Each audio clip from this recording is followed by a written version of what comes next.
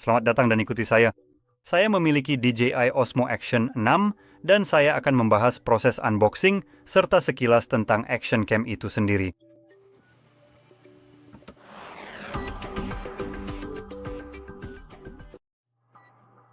Ini semacam kombinasi petualangan, jadi kurasa kita akan melihat apa yang ada dalam kombinasi ini. Dan kita juga perlu mendengarkan sedikit di sini. Dan sebuah tongkat panjang 1/2 meter. Oke, ya. Tambahan.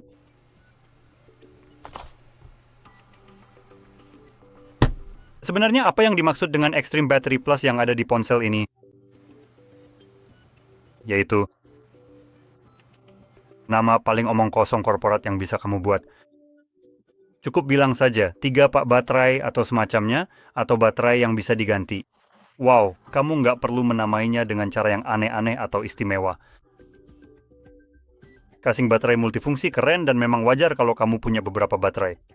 Sekarang, di bagian belakang, kita punya beberapa informasi. Sensor persegi baru berukuran 1x1,1 inci dan aperture variabel. Wah, itu sebenarnya mengejutkan. Oke, itu sepertinya fitur yang keren.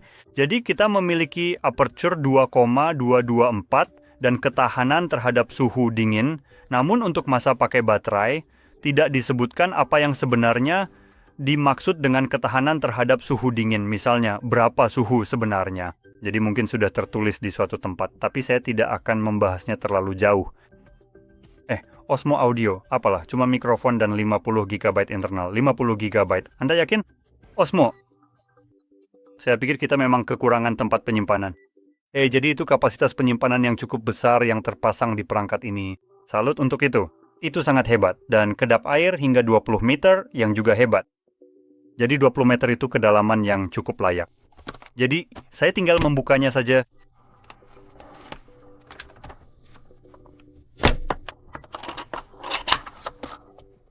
Oh, oke, kemasannya memang bagus. Aku akan mengeluarkan semuanya. Oh, dan di bagian bawah ada batangnya. Terima kasih.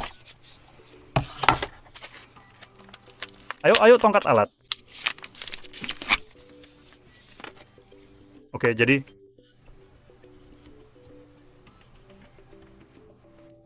astaga, itu memang benar. Maksud saya di sini adalah mungkin coba perkecil tampilannya sedikit lagi agar kamu bisa melihat seluruh bagiannya dengan jauh lebih jelas. Dan buatlah efeknya menjadi sedikit lebih berlebihan dari sebelumnya.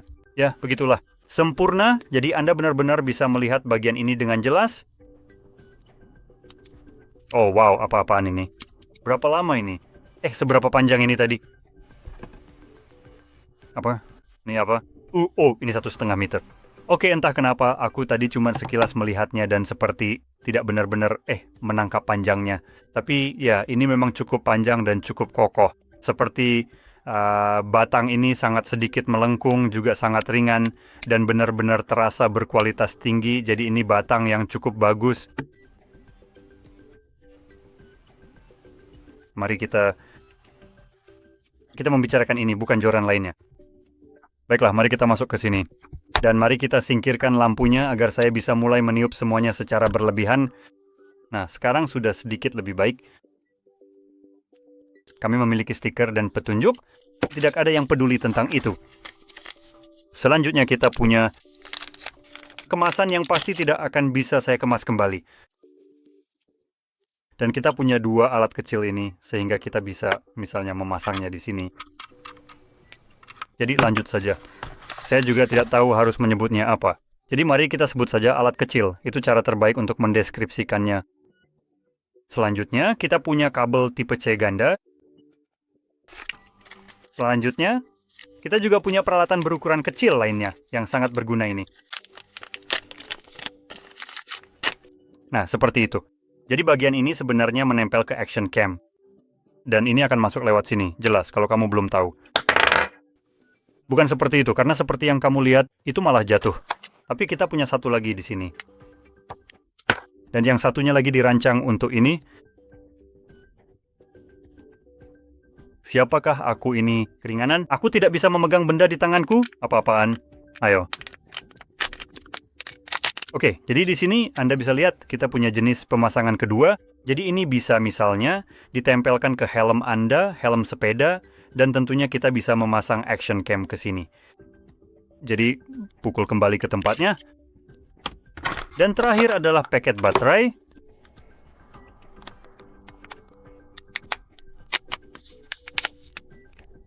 Paket baterai ini sebenarnya relatif ringkas. Seperti yang Anda lihat Mono, ini adalah sesuatu yang bisa dimasukkan ke dalam saku atau celana Anda, dan Anda siap berangkat.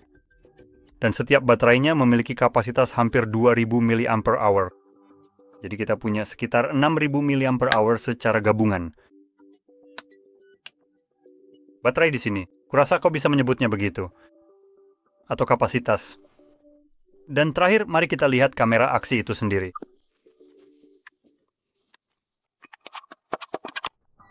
Ukurannya sedikit lebih besar dari yang saya perkirakan. Itulah yang dia katakan. Nah, begitulah tampilannya widget tenang. Jadi sekarang kita sudah memiliki dua buah layar yang berbeda. Satu terletak di bagian depan, dan satu lagi ada di bagian belakang. Saya rasa kita benar-benar perlu untuk memasang komponen baterainya terlebih dahulu sebelum melanjutkan ke tahap berikutnya. Nah, begitulah. Ya. Hasilnya jadi benar-benar anti lembab. Jadi sekarang mari kita ambil salah satu dari paket baterai ini dan segera masukkan ke dalam sini. Dingin. Terpasang dengan tepat. Saya tidak ingat perusahaan mana yang memiliki desain seburuk ini. Saya rasa sebenarnya itu GoPro, di mana tidak ada kait pengunci dan kamu hanya, tahu kan, mendorongnya ke atas saja. Dan sebagai perangkat yang tahan air, desain seperti itu bahkan nyaris tidak bisa tetap tertutup. Itu desain yang buruk. Tapi di sini ada kait yang benar-benar harus kamu tarik ke samping sebelum bisa mendorongnya ke atas. Kalau kamu tidak akan bisa membukanya, sekeras apapun kamu mencoba. Jadi ini adalah desain yang bagus di sini. Jelas akan meningkatkan ketahanan air. Oh, dan juga selain ketahanan air, keandalan dari ketahanan air itu sendiri. Karena jelas jika ini terbuka, ketahanan air sama sekali tidak berarti apa-apa ketika air masuk ke baterai, yang mana ini tidak tahan air. Begitu juga dengan yang lainnya. Sekarang kita punya lensa yang bisa dilepas dengan diputar di sini. Jelas jika tergores, kamu bisa menggantinya. Itu cukup bagus. Dan kedua di tambahan ini juga menambahkan sesuatu yang lain. Jadi mungkin saja saya tidak tahu apakah DJI menjualnya atau tidak, tetapi jika mereka menjualnya, itu bagus sekali. Jika mereka tidak melakukannya, saya yakin orang lain akan membuatnya. Filter lensa. Jadi cukup buka sekrupnya, pasang filter lensa baru, dan Anda siap menggunakannya, yang merupakan hal yang sangat bagus untuk fleksibilitas. Dan tentunya menghilangkan mungkin entah apa, kelebihan kecerahan, atau misalnya pantulan, hal-hal semacam itu. Jadi, ya, filter lensa bisa sangat berguna di sini. Nah, mari kita nyalakan. Yang sebenarnya ini apa? Oh, ini hanya port tipe C kami. Oke, sekali lagi, juga memiliki pengunci.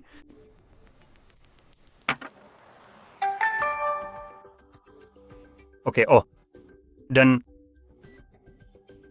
disinilah saatnya aku akan benar-benar mencaci maki ini karena aku sudah membencinya sekarang. Ini tidak pantas ada di perangkat apapun. Entah apapun itu, tidak ada tempat untuk hal seperti ini. Jadi seperti yang saya sebutkan sebelumnya, perangkat ini dilengkapi dengan penyimpanan internal sebesar 50 GB. Oke, bagus. Maksudku itu sudah lebih dari cukup kapasitas penyimpanannya. Lalu mengapa harus ke surga yang tinggi?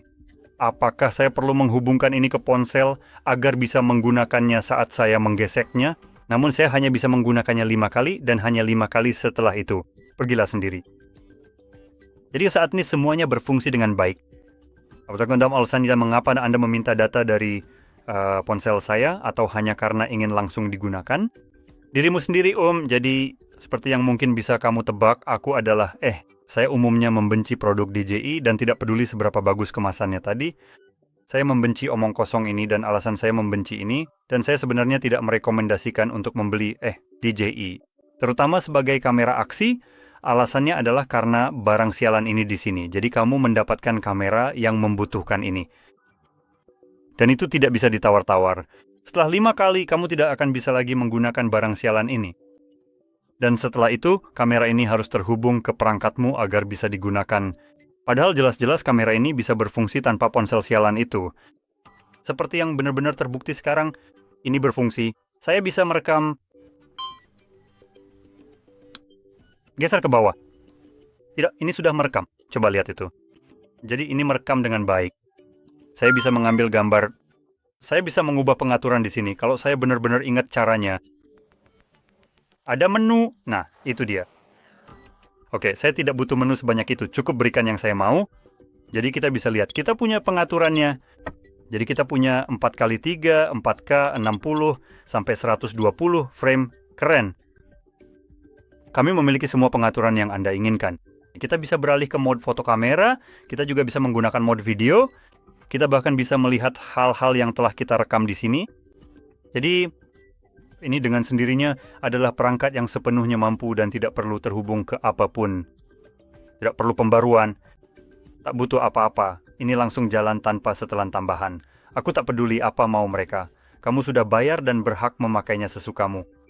Sekarang, kenapa aku begitu keras soal ini?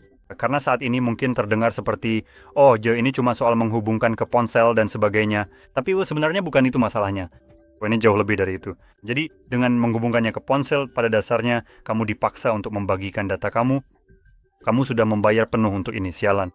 Tidak ada alasan mengapa mereka harus mendapatkan data dari ponselmu hanya untuk mereka jual. Kamu sudah membayar untuk barang sialan ini. Kalau mereka benar-benar menginginkan data kamu, mereka bisa membayarnya. Kalau tidak, ya silakan pergi ke neraka. Jadi itu satu hal. Dan satu hal lagi yang makin sering terjadi dalam perilaku korporat yang penuh omong kosong belakangan ini adalah mengubah aturan penjualan. Setelah penjualan. Jadi saat ini mungkin gratis. Kamu mungkin menghubungkannya ke ponselmu dan menggunakannya sepenuhnya. Kamu mungkin menggunakannya sepanjang masa pakainya, selama alat itu masih berfungsi untukmu. Atau yang bisa saja terjadi, karena memang kamu tidak punya pilihan di sini untuk tidak melakukannya, saat kamu menghubungkan perangkatmu, mungkin DJI di masa depan memutuskan kamu tahu apa, kami tidak cukup menghasilkan uang hanya dengan menjual perangkat ini, mari kita tambahkan langganan, mari kita sembunyikan. Kamu tahu fitur 4K 120 disembunyikan di balik langganan berbayar dan badabim badabum. Kamu tidak lagi bisa menggunakan perangkat yang sudah kamu beli seperti sebelumnya. Karena ada orang serakah di sebuah perusahaan yang memutuskan bahwa, ya, mereka ingin lebih banyak uang darimu dan ternyata apa yang sudah kamu bayarkan tidak cukup bagi mereka. Tiba-tiba saja kamu tidak tahu itu sebelum membelinya. Dan ini bukan seperti kamu tahu itu spekulasi atau semacamnya. Inilah yang sedang terjadi sekarang. Misalnya, salah satu hal pertama yang terlintas di pikiranku adalah dengan perangkat Sony Xperia, ya, perangkat Xperia, khususnya ponsel. Jadi perangkat-perangkat ini sebelumnya bisa terhubung ke kamera alpha mereka dan pada dasarnya menjadi viewfinder untuk kamera-kamera tersebut. Layar yang jauh lebih besar, akurat warnanya, dan semua keunggulan itu kan. Mungkin itu salah satu alasan utama orang benar-benar membeli ponsel ini. Karena kalau tidak, mereka hanyalah barang mahal yang tidak layak mengingat harganya. Kamu dan Sony memutuskan, kamu tahu apa, kita belum cukup jahat. Sekarang kita akan menyembunyikan fitur ini di balik langganan, padahal kamu awalnya membeli perangkat ini tanpa sistem langganan. Tapi inilah pembaruan paksa yang tidak bisa kamu tolak. Dan sekarang kamu harus membayar kami jika ingin menggunakan fitur yang menjadi alasan kamu membeli perangkat itu. Ini memiliki preseden yang sama yang bisa terjadi karena kamu benar-benar dipaksa untuk menggunakan aplikasi mereka, suka atau tidak. Ini membuatmu terbuka terhadap risiko seperti ini di masa depan, di mana kamu tidak punya suara apa-apa. Jika mereka memutuskan kamu harus membayar, maka kamu harus membayar, atau kamu tidak bisa menggunakan perangkat itu. Dan semua fitur yang awalnya sudah ada di dalam kotak.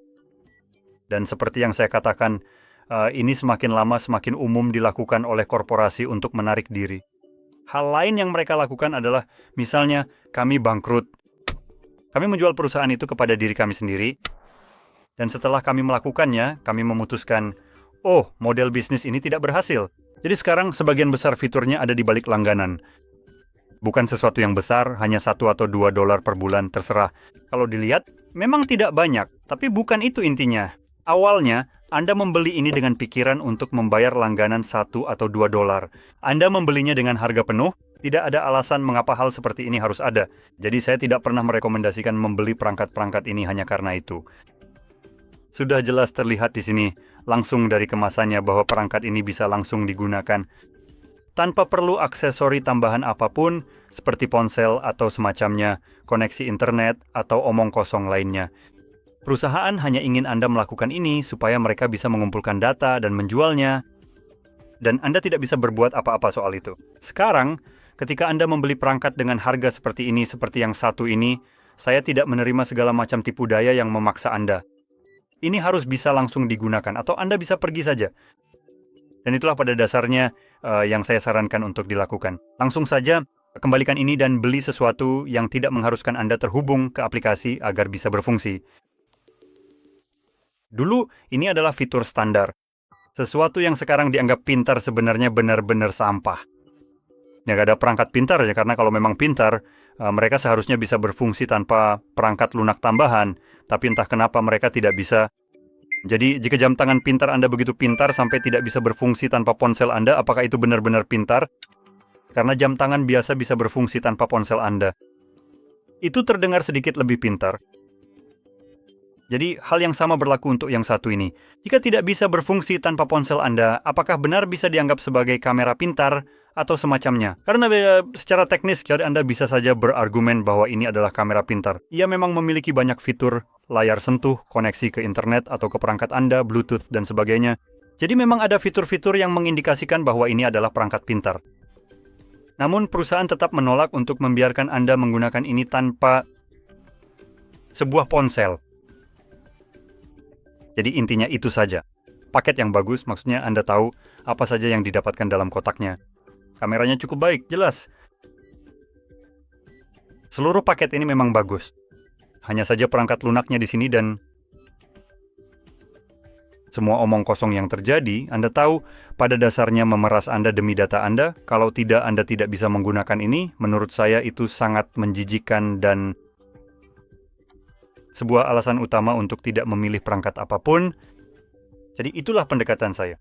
Jika Anda tidak keberatan, Anda tahu, membagikan data Anda dan semacam membuka diri bahwa perangkat Anda mungkin tidak akan berfungsi seperti yang diiklankan, entah kapan di masa depan, maka itu bagus saja. Anda bisa membelinya. Tapi jika Anda lebih mirip dengan saya, maka saya sarankan untuk melihat pilihan lain. Jadi bagaimanapun, dengan ocehan panjang tadi, tentang topik saya rasa keamanan privasi dan segala omong kosong itu beserta kameranya. Saya harap video ini bermanfaat untuk Anda dan jika iya, jangan lupa tekan like, subscribe, dan terima kasih sudah menonton.